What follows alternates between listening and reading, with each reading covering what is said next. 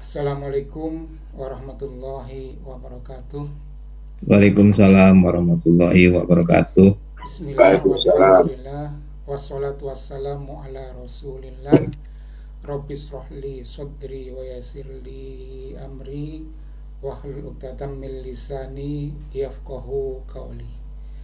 Sahabat-sahabat saya yang berbahagia dimanapun berada, meski bulan Maulid sudah berlalu, tapi hingar-bingar suasananya masih terasa ya.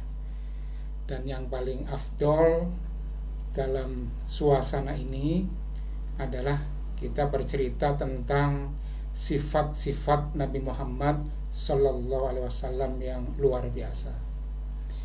Oleh karena itu, malam hari ini saya ingin menghadirkan cerita-cerita atau fakta-fakta yang terkait dengan kecerdasan Nabi Muhammad Sallallahu Alaihi Wasallam. Saya mulai dari sifat-sifat Rasul, bahwa semua Rasul punya 4 sifat. Yang pertama siddiq, dapat benar ya, jujur, kemudian amanah, dapat dipercaya. Apabila dikasih sesuatu kepercayaan, maka dia amanah, dapat dipercaya ya, baik barang maupun kepemimpinan dan sebagainya. Tabligh adalah menyampaikan, dan yang terakhir adalah fatonah yang artinya cerdas. Nah, inilah topik bahasan pada malam hari ini. Pertanyaannya adalah, kita sudah tahu bahwa Rasul termasuk Nabi Muhammad punya sifat fatonah atau cerdas. Pertanyaannya adalah, secerdas apakah Nabi kita? Mana yang lebih cerdas, Einstein atau Nabi Muhammad? Zaman sekarang ada yang mengatakan bahwa Bill Gates itu adalah salah satu orang yang cerdas. Pertanyaannya, mana yang lebih cerdas, Bill Gates atau Nabi Muhammad? Nah, jawabannya ada dalam presentasi ini. Yang namanya kecerdasan di abad 21 ini dibagi menjadi 3. Kalau dulu cuma 1 ya, cuma IQ saja. IQ itu intelligence quotient, kecerdasan yang kaitannya dengan menghitung, menganalisa, strategi, taktik dan sebagainya. Itu namanya kecerdasan intelijensi atau IQ. Kemudian selanjutnya lahir kecerdasan yang lain, EQ, emotional quotient, yaitu kecerdasan yang kaitannya dengan emosional, termasuk pengendalian emosi, termasuk kemampuan membuat orang lain bahagia, termasuk membuat orang lain tidak terganggu, termasuk mengendalikan amarah dan sebagainya. Itu namanya emotional quotient. Kemudian yang terakhir muncul adalah SQ atau spiritual quotient. Ini muncul di awal abad 21 ya, tepatnya tahun 2000. Itu dipelopori oleh Dana Zohar dan Ian Marshall yang memperkenalkan istilah SQ itu. Nah, SQ itu adalah kecerdasan yang kaitannya dengan ketuhanan. Jadi tidak termasuk yang IQ dan EQ tadi. Kalau kita mempunyai ketiga kecerdasan ini, maka lengkaplah sudah. Sebab IQ saja tidak cukup, pinter menghitung saja nggak cukup. Pengurus masjid beserta imam masjid dan ummah dan masjid Ya, jadi IQ saja tidak cukup, kita harus punya EQ atau kecerdasan emosional. Konkretnya begini, orang pinter ngitung, tapi dia menyebalkan, nggak ramah, nggak pengertian, maka otomatis nggak banyak disukai orang. Orang yang punya IQ tinggi tapi EQ-nya rendah, emosionalnya rendah, maka dia banyak gagal. Dan ternyata IQ dan EQ saja juga tidak cukup. Misalkan ngitungnya pinter, strateginya pinter, analisanya pinter, kemudian dia ramah, dia tidak suka menyakiti orang. Itu kan berarti EQ dan EQ-nya bagus. Tapi ternyata ada orang pinter dan ramah nyolong, itu artinya dia masih kurang sempurna. Bisa jadi begitu kan, penampilannya oke, kecerdasannya oke, dia menyenangkan penampilannya, tapi ternyata dia banyak maksiat. Itu berarti SQ-nya rendah. Nah, apabila ketiganya sudah kita miliki, maka sempurnalah sudah. Inilah konsep kecerdasan abad ini, abad 21. Ya. Nah, sekarang saya ingin menghadirkan contoh-contoh kecerdasan Nabi Muhammad secara real dalam perspektif 3 kecerdasan ini.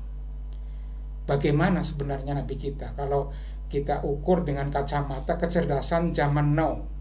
Apakah masih unggul juga? Nah, ini jawabannya. Yang pertama, kita bahas tentang pesona EQ Nabi. EQ adalah kecerdasan intelijensi ya, kecerdasan yang kaitannya dengan perhitungan, analisa, strategi, dan sebagainya. Dalam perang Badar, kalau perang kan biasanya lawan harus diukur kekuatannya ya. Nabi sebagai pimpinan perang waktu itu ingin mengukur kekuatan lawan. Maka Nabi bertanya kepada informan, "Wahai fulan, berapakah jumlah orang di sana?" Maksudnya jumlah musuh ya. Informan itu menjawab, "Banyak," katanya. Nah, kalau jawabannya banyak, itu berapa? Kan masih belum jelas banyak, sebanyak apa. Kemudian Nabi dengan kecerdasannya mengajukan pertanyaan, "Berapa sapi dan unta yang disembelih setiap hari?" Informan itu dengan jelas menjawab 9 atau 10.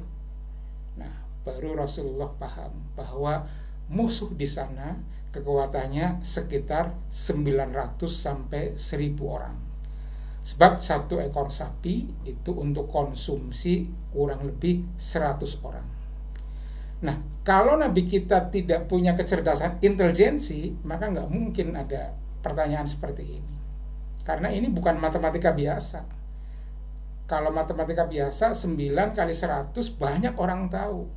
Tapi kalau diterapkan di sini, ini jarang orang bisa mengaplikasikannya.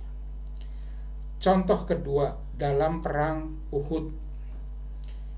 Ingat bahwa kecerdasan intelijensi itu kecerdasan yang berhubungan dengan perhitungan, strategi, dan sebagainya. Pada saat perang Uhud, Nabi SAW berpesan kepada pasukan pemanah, "Wahai pasukan pemanah, tetaplah kalian diam di tempat Anda apapun yang terjadi." Itu pesan Nabi ya. Strateginya seperti itu. Kemudian setelah perang berkecamuk, ternyata kaum muslimin memenangkan peperangan itu. Kaum kafir banyak yang tewas, kemudian para tentara muslimin ke bawah mengambil ghanimah, mengambil harta rampasan perang itu. Melihat teman-temannya pada ke bawah dan dapat harta yang banyak, maka pasukan pemanah iri gitu. Akhirnya mereka turun ke bawah, ikut-ikutan ngambil ghanimah. Padahal pesan Nabi, apapun yang terjadi, Anda tidak boleh meninggalkan pos kalian. Apa yang terjadi ketika pasukan pemanah turun ke bawah? Maka pasukan kafir yang tersisa, dan itu adalah pasukan elitnya, berputar ke belakang. Dia menyerang dari balik bukit Uhud, dan ternyata saat itu kaum muslimin menderita kekalahan yang luar biasa. Nah, ini dari perang Uhud ini kita dapat pelajaran penting bahwa yang pertama, mengikuti pimpinan yang soleh itu harus penting, apalagi mengikuti pimpinan yang soleh dan pintar. Yang kedua, pelajaran bagi kita, pemahaman bahwa Nabi Muhammad itu EQ-nya luar biasa. teknik perangnya luar biasa, strateginya luar biasa. Orang lain nggak tahu, nggak bisa ngitung sampai segitunya. Rasulullah tahu. Nah, kemudian contoh kecerdasan intelijensi yang ketiga, yaitu pada saat perjanjian Hudaybiyah. Setelah Nabi hijrah ke Madinah, 8 tahun kemudian Nabi balik lagi ke Mekah bersama sahabatnya. Sebelum sampai kota Mekah, kemudian dihadang oleh kaum kafir, nggak boleh melanjutkan perjalanan ke Mekah. Akhirnya bersitegang dan hampir terjadi peperangan. Tapi kemudian ada perdamaian, ya, ada kesepakatan damai. Itulah yang disebut dengan perjanjian Hudaybiyah. Tapi isi perjanjian Hudaybiyah itu sebenarnya enak, tidak adil sementara itu, ya. Antara lain begini. Yang pertama, konsep nama Nabi, ya, Nabi Muhammad Rasulullah Sallallahu Alaihi Wasallam. Konsepnya tadinya seperti itu. Nah, oleh kaum kafir dicoret. Jadi istilahnya hanya menggunakan nama Muhammad bin Abdullah. Gelar kenabiannya dihapus. Ini sudah menghina kaum muslimin, ya, karena nama kebesaran yang menjadi kebanggaannya itu tidak dicantumkan. Yang kedua, bahwa tahun ini kaum Madinah atau kaum muslimin tidak boleh mengunjungi kota Mekah. Tahun depan boleh, itu pun tidak boleh membawa senjata. Nah, ini juga enak. Coba bayangkan dari Madinah sudah berjalan jauh, hampir sampai ke kota Mekah, tiba-tiba ada perjanjian tahun ini tidak boleh masuk ke Mekah. Kan berarti mereka harus pulang semua. Padahal sudah hampir sampai kota Mekah. Dan yang ketiga, ini yang paling enak, ya, yang paling enak lagi, ada klausul seperti ini. Jika orang-orang Mekah, ya, orang Mekah itu dalam hal ini berarti orang-orang kafir, kan, ya. Jika orang Mekah pergi ke Madinah atau nyasar ke Madinah, maka dibiarkan, nggak boleh ditangkap, harus dikembalikan ke Mekah. Tapi sebaliknya, jika orang-orang Madinah pergi ke Mekah atau nyasar ke Mekah, maka dia harus ditangkap dan tidak boleh pergi ke Madinah, nggak boleh balik lagi. Ibaratnya begini, sahabat-sahabat, kalau saya punya ayam, bapak punya ayam. Jika ayam saya nyasar ke pekarangan bapak ibu, maka harus dikembalikan ke saya. Tapi jika ayam bapak dan ibu nyasar ke pekarangan saya, maka saya tangkap dan nggak boleh dipulangkan. Itu adil nggak kira-kira? Enak nggak? Sudah pasti enak. Karena perjanjiannya seperti itu, aneh, enak, tidak adil dan sebagainya, sahabat Nabi protes. Waktu itu yang protes Umar bin Khattab dan juga Ali bin Abi Thalib. Tapi apa yang terjadi? Oleh Rasulullah Sallallahu Alaihi Wasallam disetujui. Dengan kecerdasannya Nabi menenangkan para sahabat dan beliau menyetujui perjanjian yang aneh itu. Nah, ternyata begini. Dalam buku Muhammad Super Leader, Super Manager yang ditulis oleh Dr. Shafi Antonio, ya, itu disebutkan bahwa ternyata di kemudian hari perjanjian Hudaybiyah dibatalkan secara sepihak oleh kaum kafir. Ini artinya apa? Artinya ternyata perjanjian Hudaybiyah itu tidak menguntungkan orang-orang kafir, tidak menguntungkan. Kalau menguntungkan kan nggak mungkin dibubarin. Nah, apa yang terjadi? Begini ceritanya. Pada saat ada poin, jika orang Madinah pergi ke Mekah ditangkap dan tidak boleh pulang lagi ke Madinah, maka Nabi mempersiapkan dai-dai militan. Anda berangkat ke Mekah sana, biar ditangkap, biar mukim di sana, dan Anda dakwah di sana. Kloter pertama selesai, kloter kedua, Anda berangkat sana ke Mekah, biar ditangkap, nanti mukim di sana, dakwah di sana. Terus begitu. Akhirnya lama-lama orang kafir Mekah itu ngerasa ini, wah ini kok banyak orang Islam di sini, banyak orang Madinah di sini, dan dia berdakwah mengajak orang-orang Mekah ini lama-lama berbahaya kalau dibiarin. Lama-lama ketahuan bahwa itulah sebenarnya senjata bumerang bagi mereka. Akhirnya perjanjian Hudaybiyah pun dibubarkan secara sepihak. Ini bukti bahwa Rasul kita itu sangat-sangat cerdas. Ali yang dibilang orang cerdas itu saat itu belum paham bahwa nantinya akan menjadi menguntungkan umat Islam. Makanya Ali protes, Umar protes, tapi Nabi dengan kecerdasannya mengiyakan perjanjian itu. Ini bukti yang otentik bahwa Nabi itu EQ-nya sangat tinggi. Selesai yang nomor 1. Yang nomor 2, EQ Nabi ya, kecerdasan emosional. Saya jelaskan lagi bahwa yang namanya kecerdasan emosional itu kecerdasan yang terkait emosional, termasuk mengendalikan emosi, termasuk suka membuat orang lain senang, termasuk tidak suka membuat orang lain terganggu, susah dan sebagainya, termasuk kecerdasan untuk bisa menahan amarah. Nah, sekarang kalau kita tinjau kecerdasan emosional Nabi itu secerdas apa? Yang pertama, Nabi itu orangnya menyenangkan. Jadi kalau kita duduk-duduk dengan Nabi itu pasti betah gitu. Ini salah satu contohnya, beliau memanggil istrinya dengan panggilan ya Humair, panggilan yang menyenangkan hati istrinya. Meskipun ini kecil kelihatannya, tapi sebenarnya besar maknanya. Besar maknanya. Karena panggilan inilah yang menyenangkan hati orang lain. Dan ini harus kita contoh nih. Kita nggak boleh memanggil orang lain dengan sebutan yang tidak ia sukai. Minimalnya begitu. Lebih baik lagi apabila kita memanggil dengan panggilan yang dia sukai, dia senangi, seperti yang dicontohkan oleh Nabi. Kemudian ini ada yang bilang suara tidak keluar. Apa betul ini suara tidak keluar?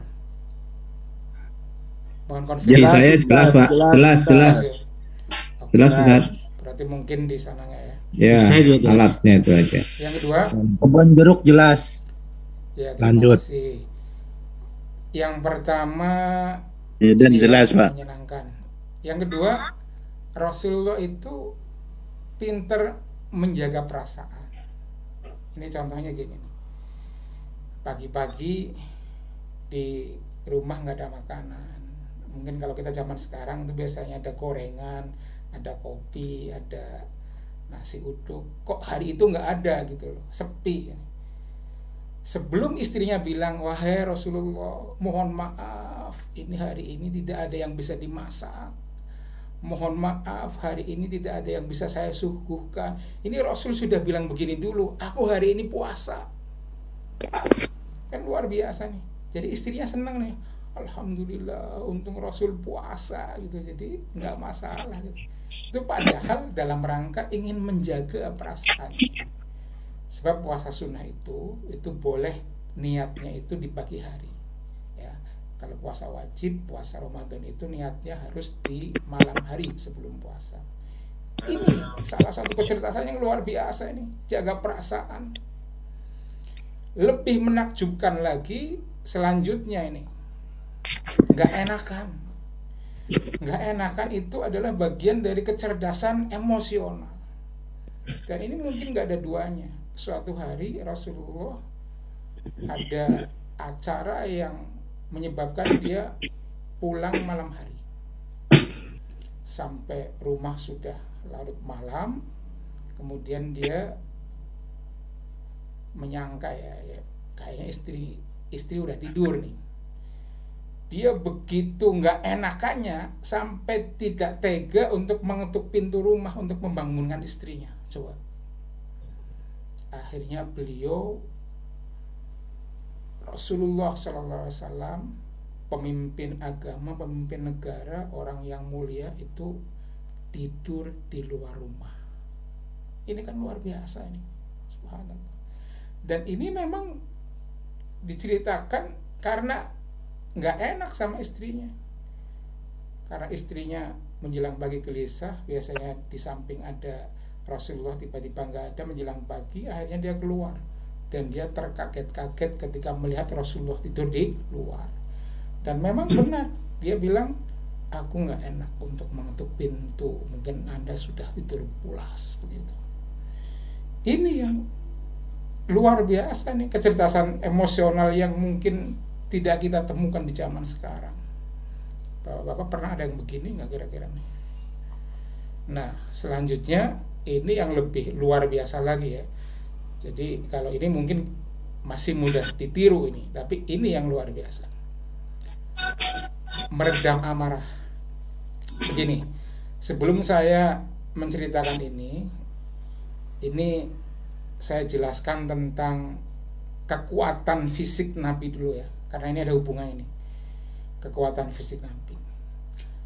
Imam Ibnu Qayyim Al-Jauziyah ya, itu menulis sebuah kitab yang berjudul Furusiyah Nabi Muhammad SAW. Furusiyah itu maksudnya adalah ketangkasan Nabi. Ketangkasan Nabi itu meliputi bermain kuda, memanah, memainkan tombak, kemudian pedang, termasuk gulat. Ya. Ada buku bagian dari kitab Furusiyah diterjemahkan oleh Habib Qori, ya. Itu di dalamnya ada cerita begini. Dulu itu ada seorang juara gulat yang bernama Abu Ruqonah. Dia itu perawakannya kekar.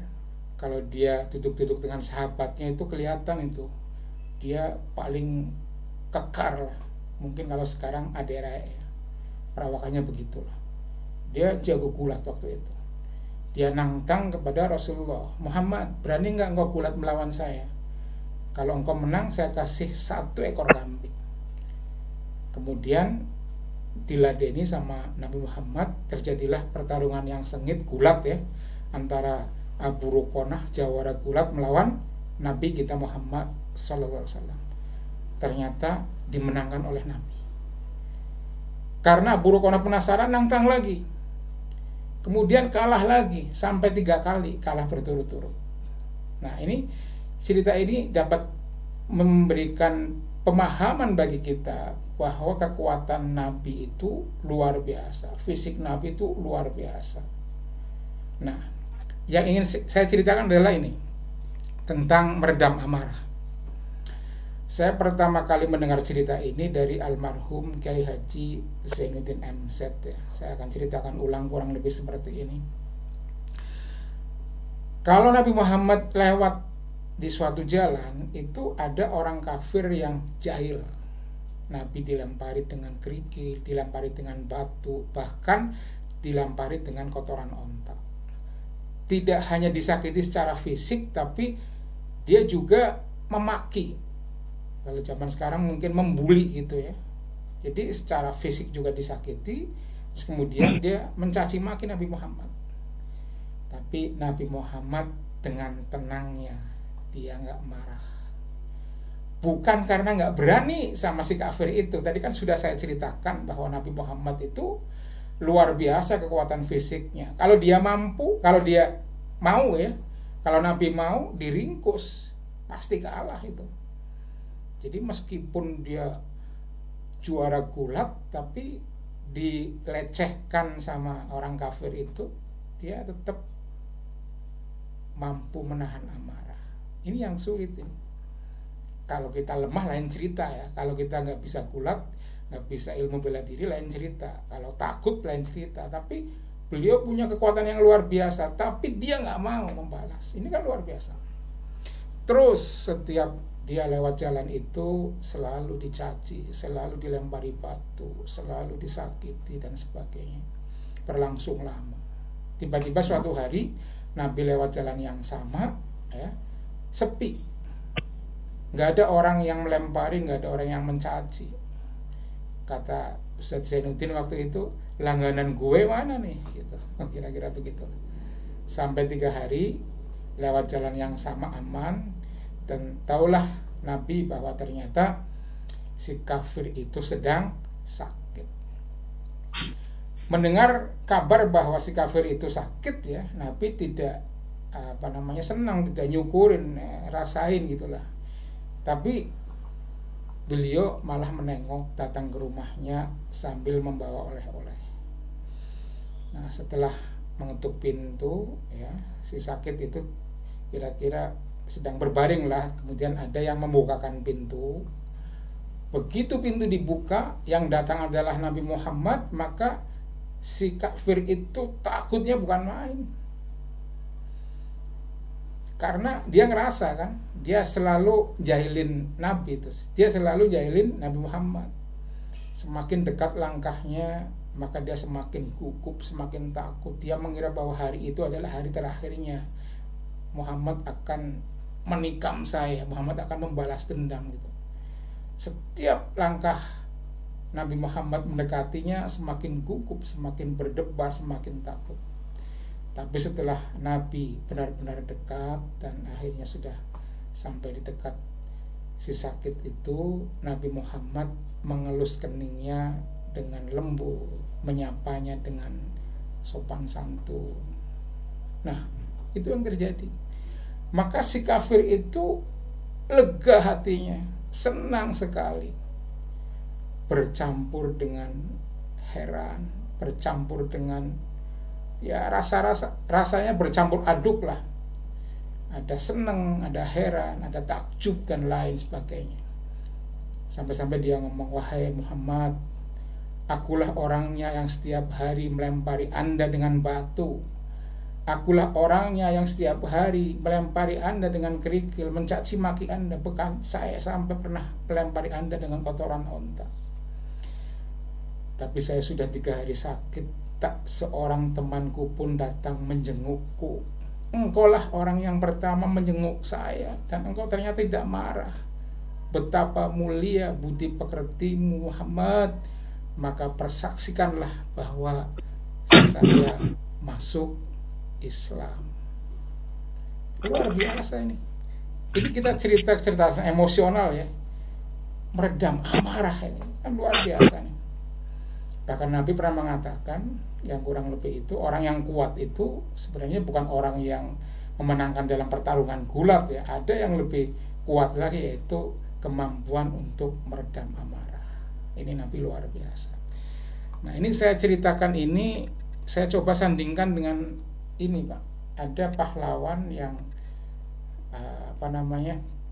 baik, suka menolong dan tidak sombong Pak. Namanya Spider-Man. Bapak Ibu mungkin tahu ya. Saya sengaja bawakan cerita ini sebagai pembanding nih. Dalam film Spider-Man 2 kalau nggak salah ya, 1 atau 2 lah, ada cerita seperti ini. Ada seorang siswa namanya Peter Parker. Dia bersama teman-temannya mengunjungi sebuah tempat yang berisi koleksi binatang serangga ya, laba-laba lah.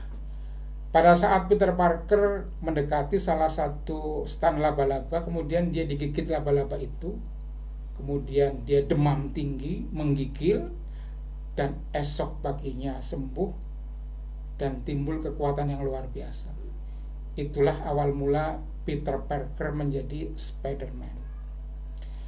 Suatu hari di koran ada pengumuman gulat atau pertarungan juara bertahan, siapa saja silahkan, kalau yang memenangkan juara bertahan akan mendapatkan uang sekian $. Gitu. Jadi pertandingan melawan juara bertahan, bagi yang menang akan mendapatkan hadiah yang sangat besar. Nah, waktu itu Peter Parker alias Spider-Man ya, lagi menginginkan mobil sporty. Dia bilang begini, wah, hadiah segini besar ini cukup nih untuk beli mobil sporty. Jadi coba bayangkan itu hadiahnya betapa besarnya gitu ya. Nah, karena Peter Parker menjadi orang yang kuat, maka dia dengan beraninya dia mengikuti pertandingan itu. Kemudian setelah hari H itu pertandingan dimulai, ternyata semua yang mendaftar kalah ya. Terakhir Peter Parker, Spider-Man melawan juara bertahan. Ternyata siapa yang menang? Yang menang adalah Spider-Man.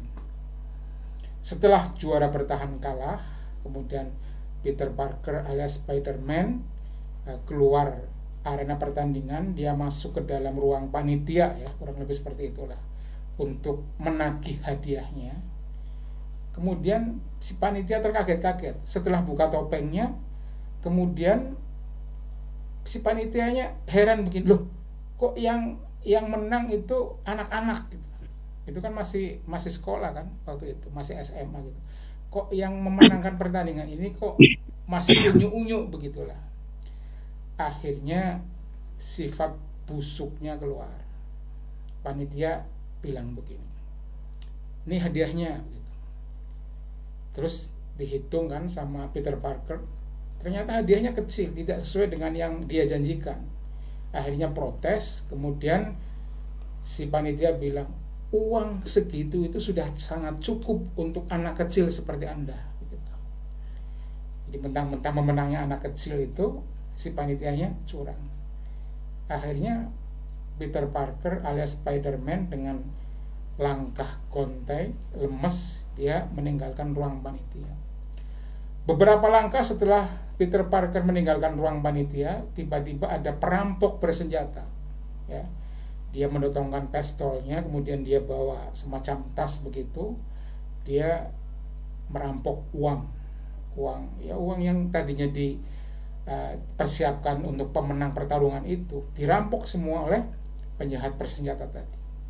Saat ada perampok itu, Peter Parker sempat menoleh ke belakang, sempat beradu pandang sama panitia gitu.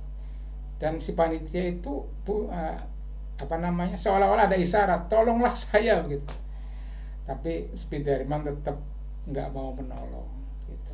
Padahal kan tadinya suka menolong ya, tapi ketika itu dia tidak menolong. Dalam hatinya, rasain lo, kenapa gue tadi dicurangin, kan kira-kira begitu. Sampai akhirnya uang ludes dirampok ya, sampai perampoknya lari melewati Peter Parker, lari menuju lift ya, itu masih dibiarkan saja. Sampai akhirnya ketika perampoknya masuk lift, dadah gitu, seolah-olah berterima kasih sama Spider-Man bahwa dia nggak diapa-apain. Udah, kemudian Spider-Man dengan langkah konten terus berjalan, akhirnya sampai ke ruang bawah. Setelah sampai di luar gedung, dia melihat ada kerumunan.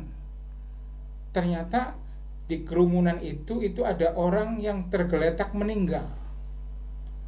Siapa yang meninggal? Yang meninggal adalah Ben Parker, pamannya Spider-Man. Kemudian mobilnya dirampok juga itu. Jadi sudah dibunuh dan mobilnya dirampok. Kemudian Spider-Man bergelantungan di gedung-gedung tinggi untuk melihat siapa sih sebenarnya yang mencuri dan membunuh mobil dan membunuh paman saya. Akhirnya dikejar itu. Setelah ketangkep, ternyata yang mencuri mobilnya pamannya Spider-Man dan sekaligus sebagai pembunuhnya itu adalah si perampok tadi, Pak. Nah, kemudian setelah lama berlangsung, itu dalam episode selanjutnya itu Peter Parker bergumam, andaikan dulu saya menolong panitia ya, maksudnya meringkus penjahat biar dia nggak nyolong ya, saya ringkus seperti biasanya kalau ada penjahat kan ditumpas, maka hari ini saya masih punya paman. Nah itu. Jadi kalau Nabi itu apapun yang terjadi, ini bedanya Nabi sama Spider-Man ya. Nabi itu tokoh asli, tokoh real. Dan apapun yang terjadi, meskipun musuhnya menyakitkan, dia tetap menolongnya. Dia tetap berbuat baik. Sedangkan Spider-Man tokoh fiktif, dan ini emosional koesenya rendah gitu. Jadi sudah saatnya kita meninggalkan penokohan fiktif seperti Spiderman dan sebagainya. Jauh sekali ternyata ya antara Spiderman sama Nabi kita Muhammad Sallallahu Alaihi Wasallam. Masih ada waktu ya. Lanjut ke kecerdasan yang terakhir, yaitu kecerdasan spiritual ya, atau spiritual quotient. Spiritual quotient itu lahir baru kemarin sore, tepatnya tahun 2000 lah, awal abad 21. Siapa yang mencetuskan istilah SQ? Dia adalah Dana Zohar dan Ian Marshall, keduanya psikolog dari Amerika ya. Dia melihat fenomena begini. Banyak orang berbuat baik ya, tapi bukan karena ingin mendapatkan keuntungan harta atau punya tujuan tertentu, misalkan pengen menjadi ketua kepala bagian, ingin menjadi anggota dewan dan sebagainya. Sekarang kan banyak ya orang yang mendadak baik, tahu-tahu ada poster pilih saya begitu. Nah, Dana Zohar sama Ian Marshall itu mengamati banyak orang yang berbuat baik tapi bukan karena ada udang di balik batu, kira-kira begitulah. Maka dia mendefinisikan kecerdasan spiritual atau spiritual quotient itu adalah sebagai kecerdasan yang bisa membuat hidup lebih bermakna gitu. Sebagai informasi, ini bukunya saat ini sudah diterjemahkan dalam bahasa Indonesia ya. Jadi teman-teman bisa search di Google ya, SQ Ian Marshall dan Dana Zohar, nanti ada PDF-nya. Nah, karena definisinya seperti itu, maka menurut mereka berdua, Bill Gates adalah salah satu contoh orang yang memiliki kecerdasan tinggi. Kenapa? Karena konon kabarnya Bill Gates itu hartanya 20-30% disumbangkan untuk kegiatan sosial. Kan berarti tanpa pamrih kan? Nah, ini contoh kecerdasan Bill Gates. Nah, sekarang bagaimana dengan kecerdasan spiritual menurut konsep Islam? Nah, ini yang sangat menarik ini, the real SQ. Ternyata spiritual quotient atau kecerdasan spiritual itu konsepnya sudah ada sejak zaman Nabi ya. Waktu itu Nabi duduk-duduk bersama sahabatnya, diceritakan oleh Abu Umar ya. Kemudian ada seorang pemuda dari kalangan Ansor masuk, kemudian beruluk salam dan bertanya kepada Nabi, "Wahai Nabi, siapakah muslim yang paling utama?" Nabi menjawab, yaitu orang yang baik akhlaknya. Kemudian pemuda itu bertanya lagi, "Lalu siapakah muslim yang paling cerdas?" Nah, ini poinnya di sini. Nabi menjawab, orang yang paling cerdas itu adalah orang yang paling banyak ingat mati dan paling baik mempersiapkannya. Itulah orang yang paling cerdas. Jadi itu konsep SQ itu sudah ada ternyata sejak zaman Nabi, dan konsepnya itu jauh lebih hebat daripada konsepnya Ian Marshall dan Dana Zohar. Sebab konsepnya Dana Zohar itu bisa jadi ya, dia punya kecerdasan SQ yang tinggi ya, tapi dia sebenarnya bermaksiat kepada Allah. Bisa jadi, karena kan maksiat yang dicanangkan oleh Islam mungkin beda dengan pengertiannya mereka. Nah, sehebat apakah kecerdasan Nabi ya? Jadi kalau Bill Gates itu kan 20-30% hartanya ya. Berapakah Abu Bakar?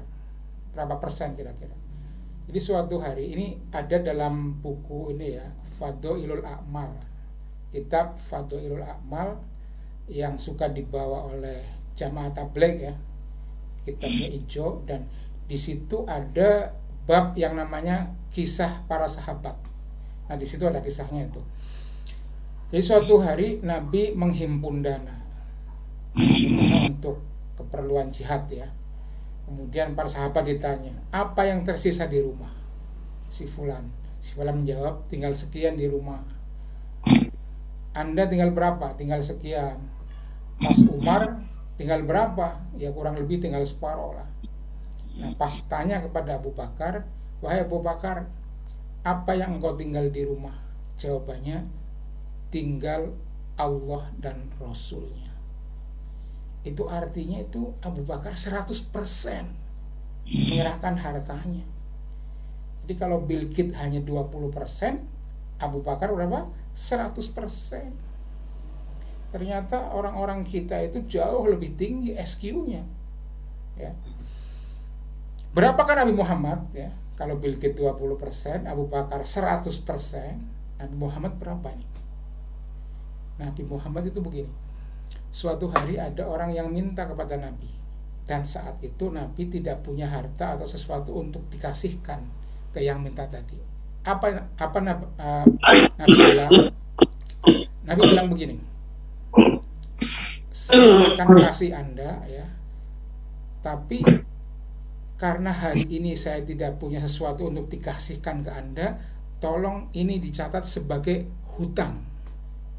Nanti kalau saya punya, saya kasih Anda. Nah, ini kan luar biasa. Kalau Abu Bakar punya harta, kemudian 100% dikasih. Nabi Muhammad nggak punya, tapi ngasih. Itu kan artinya jauh lebih hebat daripada Abu Bakar. Jadi Abu Bakar kalau ada yang terheran-heran karena memberikan hartanya 100%, Nabi Muhammad itu nggak ada pun dikasih. Seperti itu. Nah, sholatnya Nabi Muhammad, sholat malamnya itu sampai kakinya bengkak. Ini kan artinya kecerdasan spiritualnya luar biasa. Nah, ini memang masih banyak hal lain yang perlu dijelaskan, tapi untuk sementara cukup di sini ya. Saya rasa sudah cukup jelas lah ya. Sebelum saya ringkas ini, silahkan barangkali ada yang mau berkomentar atau bertanya. Nanti pas sebelum jam 9 saya kasih ringkasan dan closing statement. Saya serahkan kepada pembawa acara ya, silakan. Alhamdulillah, luar biasa yang disampaikan Ustaz Tifur. Baik, Bapak Ibu sekalian, dipersilahkan kalau ada pertanyaan yang tentang 3 kecerdasan tadi, IQ, EQ, dan SQ tadi. Monggo, silahkan. Ini ada 96 nih, serta alhamdulillah. Baik, assalamualaikum warahmatullahi wabarakatuh. Waalaikumsalam warahmatullahi wabarakatuh. Monggo, Mas Gadi. Baik.